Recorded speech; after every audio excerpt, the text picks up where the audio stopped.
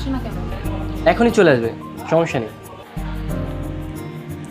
আচ্ছা, যদি না আসে তাহলে কিন্তু আমাদের নিজেদেরই বিয়ে করতে হবে। আরে তুমি কোনো টেনশন করো না, আমি অনেকগুলো ইমোশনাল ডায়লগ মুখস্থ করে এসেছি, এতে কাজ হয়ে যাবে 100% শিওর।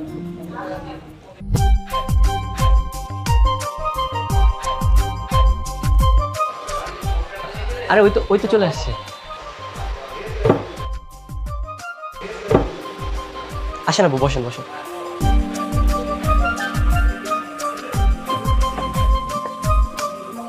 কেমন আছেন আপু? ভালো আছি। তোমরা ভালো আছো? আমরা সবাই ভালো আছি, কিন্তু নিলয় ভাই ভালো নেই, আর সেজন্য আমরা কেউ ভালো নেই। কি হয়েছে ওর? সারাটা দিন শুধু পাগলামি করে, কোনোভাবেই আপনাকে ভুলতে পারছে না। নীলা এখন কোথায়? বাসাতে আছে। আজকাল যেন ভাইয়ের পাগলামি একদম বেড়েই চলেছে, আপনাকে একদম ভুলতেই পারছেন। প্লিজ আপু, ভাইয়ের জীবন আবার ফিরে আসুন আপনি। দেখো নাই, তুমি তো খুব ভালো মতো জানো নিলয় আর আমার যেভাবে ব্রেকআপ হয়েছে,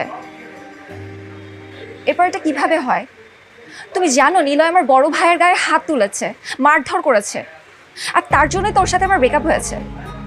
আর এতদিন পর ওর সাথে আমি কিভাবে আবার...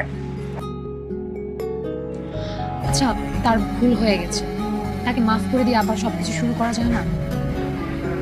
কিন্তু আমার আসতে হলে পালিয়ে আসতে হবে, কারণ নিলয় যা করেছে আমার বাসার মানুষজন কখনোই ওকে মেনে নেবে না।